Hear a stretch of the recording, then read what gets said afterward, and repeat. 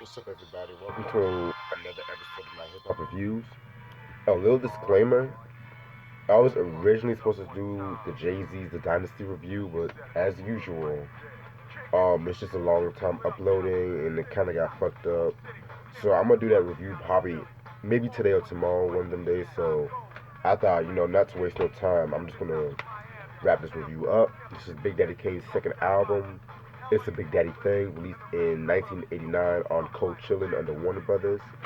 I've talked about Long Live the Kane, very dope album in my opinion. I said that that album and this album are going to be all some of his best works in my opinion. So yes, singles album came out with a couple of singles. The singles are Smooth Operator, I Get the Job Done. Um, I think I'm missing one single. Give me a second, because it came out with a lot more singles. Um, yeah. Lean on Me, but the remix. I'm gonna get into that. The remix is on this album. I'll get into that in a minute. Which Lean on Me was basically the theme, kind of like the theme of the movie of that name. More on that later. Ain't No Stopping Us Now, and To Be a Man. But Smooth Operator and I Get the Job Done. Those are like the best known singles. Producers, instead of Marley Marl producing everything, it got more versatile with the producers. Big Daddy Kane produced some stuff. Marley Marl as well. Mr. C, I mentioned him in the Long Live the Kane review. Go check him out. Prince Paul, definitely one of my favorite producers. Easy Mo B, another dope producer. I believe this is actually his first production placement and stuff like that. So yeah, cause you guys should know Easy Mo B. I've mentioned him countless times. Ready to Die, Me Against the World. Yeah, check those reviews out. And Teddy Riley, another producer who I've mentioned a couple times on this channel, mostly on the Michael Jackson Dangerous review. Classic album, in my opinion. But yeah. So, 88, Long Live the King was a huge hit. So, he contributed a verse to Marley Marl's The Symphony off the In Control Volume 1. Dope posse cut, one of my favorite posse cuts. But before I get into that, I didn't really go in depth about who was in the Juice Crew and things of that nature, so I forgot to do that in the Long Live the King. But people in the Juice Crew include, excuse me, Marley Marl, Mr. Magic, rest in peace, Mr. Magic, Roxanne Shante, MC Shan, Biz Marquis, TJ Swan, Big Daddy Kane, DJ Polo, Cool G Rap, Master Ace, Craig G, Glamorous, MC Debbie D, and Tragedy Gaddafi, who he was known as the intelligent hoodlum at the time, and Granddaddy IU, who yeah, cause they came like around the early '90s, kinda. So yeah, I didn't really go in depth with that, so my fault about that. But so yeah, the symphony, definitely a very dope song right there, classic. And so between late '88 and 1989, he was working on this album. My opinion, this is probably the best album cover right here. Just another simple, him with the ladies and stuff like that. More on that later. Alright, so, and the song that's playing in the background is Another Victory, by the way. If y'all can hear that. Alright, more pictures of him. And this is kind of cool because it shows like his posse, this is Kane. You guys have seen that picture before. That's Mr. C right there. That's Scrap Lover. And that's Scoop Lover. Yes, Scrap and Scoop, they're like his backup dancers and shit like that. And I believe this was let's see, Scrap Lover's first appearance on Wax. Because if you guys heard the fucking on Long Live the Kane, it was just Scoop Lover, and it was on the song I believe on the Bucket Tip. So yeah.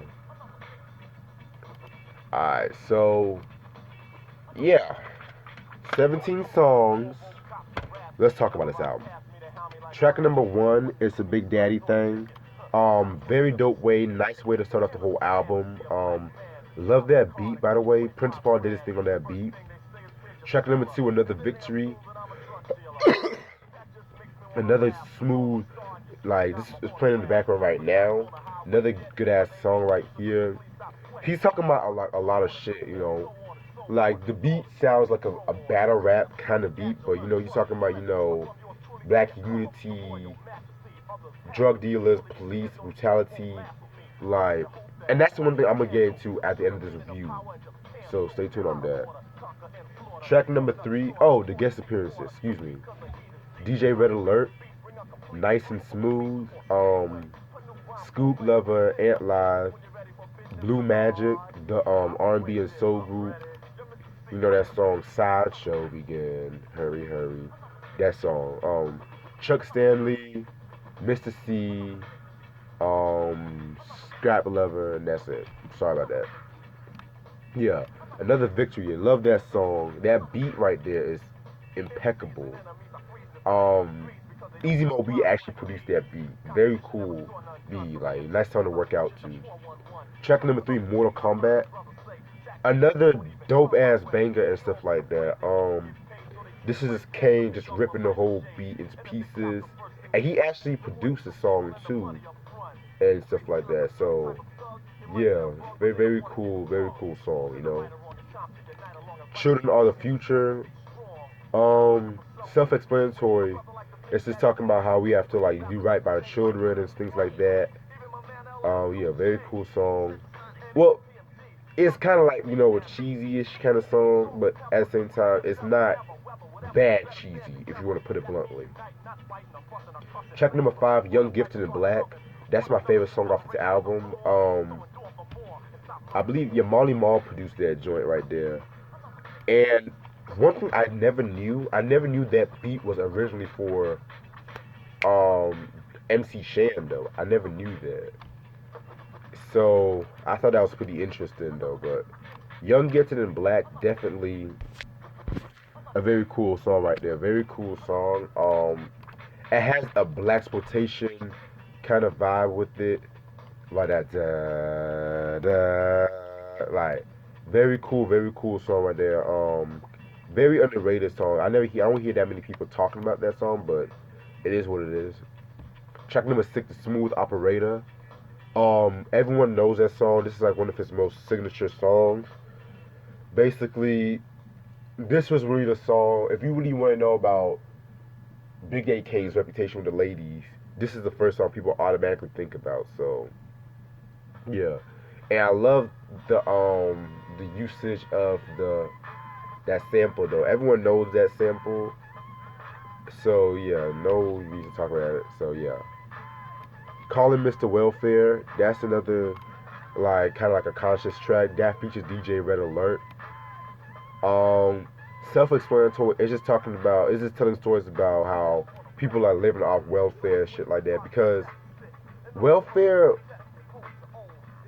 welfare was like at that time it was like welfare was relatively new at that time and stuff like that. So it was crazy, you know, because like people were just like, how can I put this? It was relatively new at that time, and you know, a lot of inner city people, inner city qualities, they basically, you guys know I'm getting that. You guys know I'm getting that. So I kind of fucked that up, but anyway, yeah, that was a very cool track, Calling Mr. Welfare. Wrath of Kane live. I mentioned Wrath of Kane in the Long Live the Kane. That was the B side to I'll Take You There. And that's like one of my favorite Big Daddy Kane songs ever. Like, just the way he was rapping all fast and things of that nature. Like, very cool song. The live performance is very dope as well. You know, anytime you see Big Daddy Kane live, especially back in like the late '80s and early '90s, you're in for a show. Like, I've seen like fucking footage of him like in Apollo on tour. Like, Nigga can like hold dancing, rapping like people talk about Hammer though, but it is what it is. I mean, no, that's no not a diss to Hammer, bro, but yeah. Now you have I Get the Job Done.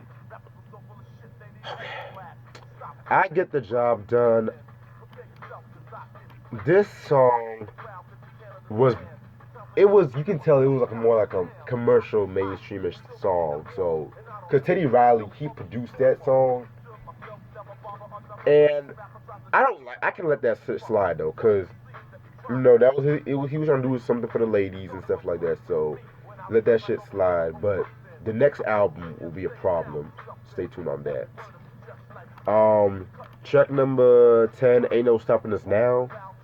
Of course, you know, paying homage to the McFadden and Whitehead song, Ain't No Stopping Us Now, you know, Ain't No, that song. Yeah, that's a very cool song. It is what it is. Track number 11, Pimpin' and Easy. That song features Nice and Smooth, Scoob Lover, and Ant Live. I could have really done without that song to be real with you. I mean, it's an enjoyable song. I got what they were trying to do, but I could have done without that. Track number 12, Big Daddy's theme. That's a very cool joint as well. Kane actually produced that one. Track number 13, To Be Your Man, featuring Blue Magic and Chuck Stanley. As a love song, that song was okay. That song was okay. I'll let that slide though, but yeah. Track number 4, The House That C Built, featuring Mr. C. That's mostly like Mr. C doing his thing. You know, the beat basically has like a house feel to it, hence the title. So yeah. Track number 15, On the Move, featuring Scoop Lover and Scrap Lover. That's like a little posse cut between them. Pretty interesting and shit like that. Like I mentioned before, the Lover Brothers, they're an acquired taste for some people. So yeah. Track number 16, Warming Up Kane. Dope song. Another like battle rap song. Love the beat to that. And track number 17, Rap Summary, Lean on Me remix. Um, that Marley Marl produced that joint. Yeah, basically that song was just a remix of the theme to the Lean on Me movie, which had Morgan Freeman in it. He played Joe Clark, the principal. Very good movie and very classic movie in my opinion. Yeah, and that's all the songs off this album. Overall, this is another classic album in my opinion, though. Um, this album, a lot of people say this is like his breakthrough album and shit like that, and you kind of have to. I have to agree because this album was his most commercially successful. Um, I like the fact that he got really versatile. Like he was kind of sneaking up the versatility with his album. Like aside from like battle braggadocio rhymes, he had like more. He had love ballads. He had the conscious songs and stuff like that.